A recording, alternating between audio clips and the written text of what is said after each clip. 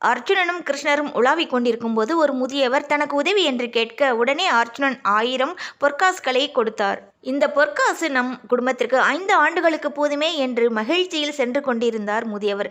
அவரை வழிமறித்து ஒரு திருடன் பறித்து சென்றான் அவற்றை. முதியவர் மறுபடியும் ஒரு முறை அர்ஜுனனை சந்தித்த போது நடந்ததை கூறுகிறார். உடனே அர்ஜுனன் விலை உயர்ந்த நவரத்தின கல்லை கொடுத்து பத்திரமாக வைத்துக் கொள்ளுங்கள் என்றார். அதை வீட்டிற்கு எடுத்துச் சென்ற முதியவர் யாருக்கும் தெரியாமல் பரணியில் இருக்கும் பானையில் வைத்து விடுகிறார்.